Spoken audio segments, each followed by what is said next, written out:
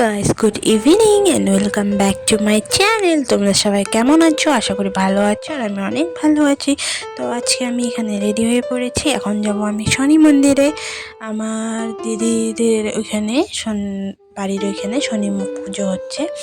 আমার জিজুই সব ম্যানেজ করে, যে সাহায্য করতে চায় করে, মানে সবাই মিলেই করে অ্যাকচুয়ালি, আমার জিজু একা না। তো সবাই মিলে ওখানে পূজা করবে, তো আমাকে যেতে বলেছে। তো আমি এখন রেডি হয়ে নিয়েছি, এখন যাব। তো চলো যাওয়া যাক। তো এই দেখো সবাই মিলে পুজো করছে, আমি এসে গেলাম। বেশি দূর না, আমাদের বাড়ি থেকে একটু সামনে। আর দেখো এখানে কত ভিড়, সবাই সিন্নি প্রসাদ খাচ্ছে, আর কেউ কেউ এখানে মম ধূপকাঠি প্রদীপ ধরিয়ে দিচ্ছে ঠাকুরের ওখানে। তো এটাই আমি তোমাদেরকে দেখাচ্ছি।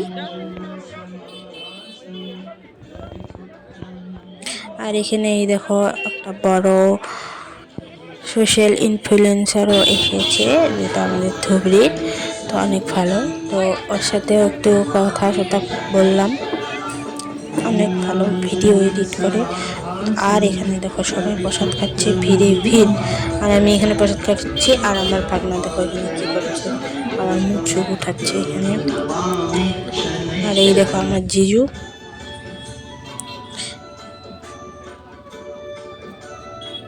আমার জিজুগুলো হ্যান্ডেল করছে। এই যে গ্রিন গ্রিন পাঞ্জাবি পরেছিল, যে এটা মানে এদিকে গাড়ি টাড়ি যাওয়া আসা করছে। তো যে আমার জিজুর বন্ধু জিজু, ওরা সবাই মিলে এগুলো দেখছে। আর আমার ভাগনাকে বলছিলাম আমি যে ওইদিকে উঠা, আমাকে কেন উঠে।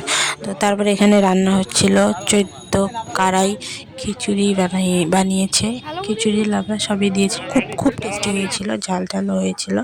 তো এখানে আমি খাচ্ছি, খেতেই পারিনি, একটু নিয়েছি কারণ গরম যেহেতু, খাওয়ার ইচ্ছাও ছিল না। আর আমার ভাগনা দেখো এগুলো কী করছে ভিডিও বানিয়ে। তো একটু একটু খেয়েছি, আর আমার ভাগনাকে খাইয়ে দিয়েছি। তো তারপর খেয়ে দিয়ে হাত পা ধুয়ে বাড়ি চলে এসেছি। তার আগে আমি বললাম যে সোশ্যাল ইনফ্লুয়েন্সার বিবেক চ্যান আমাদের ধুবড়ির, ওর সাথে ফটো উঠলাম, কথা বললো, ভালো লাগলো। কোনো অহংকার নেই, ছেলেটা খুব ভালো। তো কথা বললাম, ফটো উঠলাম, নিজে উঠিয়ে দিল ফটো, আমার ভাগনাও ফটো উঠলো। তারপর আমরা বাড়ি আসলাম।